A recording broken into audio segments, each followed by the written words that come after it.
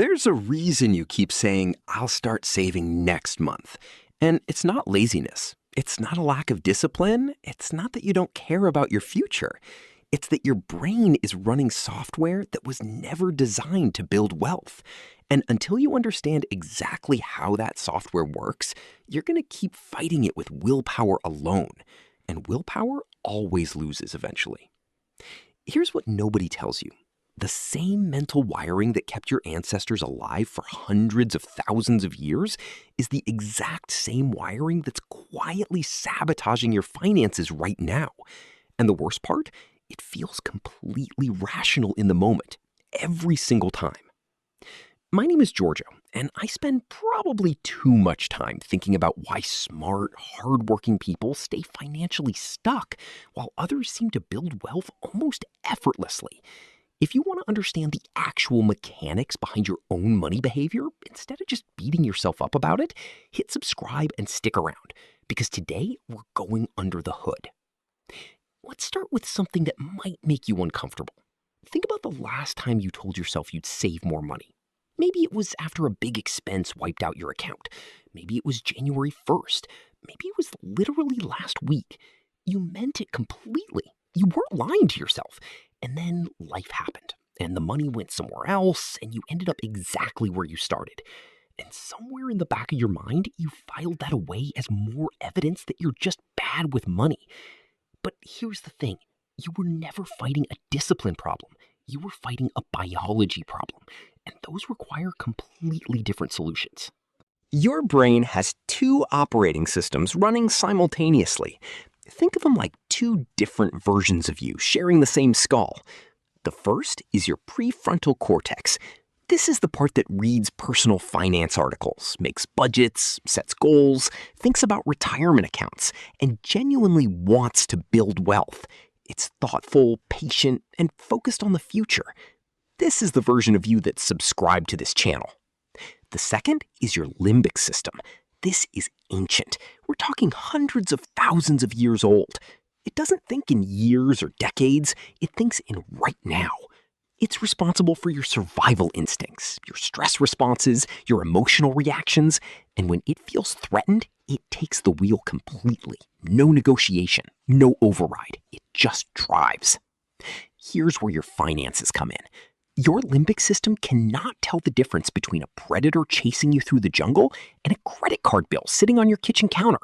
Both register as threat. Both trigger the same cascade of stress hormones.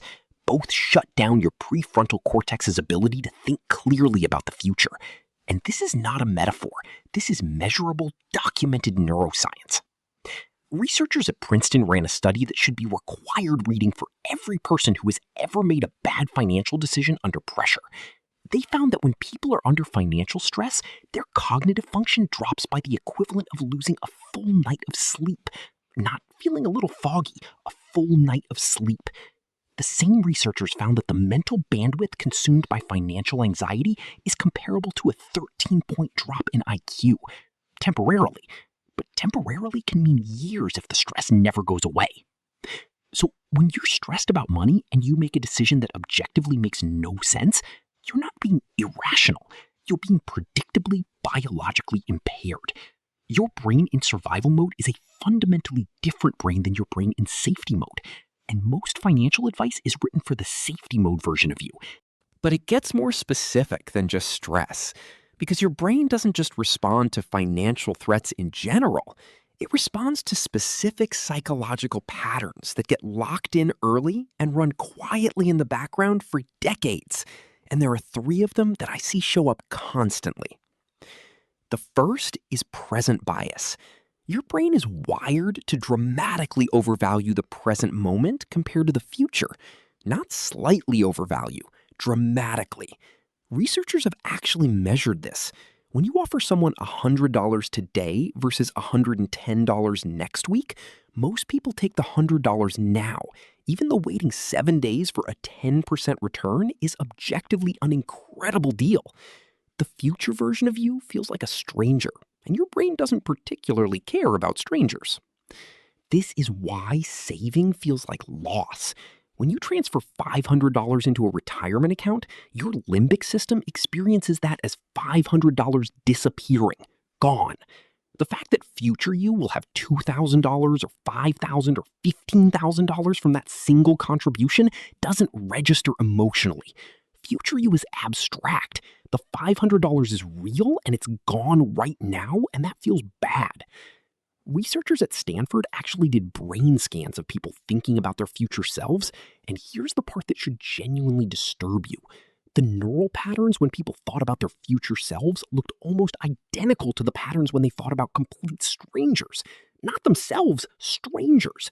So when you fail to save for retirement, you're not failing yourself. Your brain literally isn't registering it that way. You're feeling some person you don't know. The second pattern is loss aversion. Daniel Kahneman, who won the Nobel Prize in Economics for his work on this, found that losses feel roughly twice as painful as equivalent gains feel good. Losing $100 hurts about as much as winning $200 feels good. This seems like a quirk until you realize how completely it shapes every financial decision you make. Investing feels threatening because there's a real possibility of loss. Starting a business feels paralyzing because failure means losing what you already have. Negotiating your salary feels risky because asking might cost you the goodwill you've already built. Your brain is running a constant calculation that weights every potential downside twice as heavily as every potential upside, and that calculation almost always votes for staying put. This is why financial momentum is so hard to build from zero.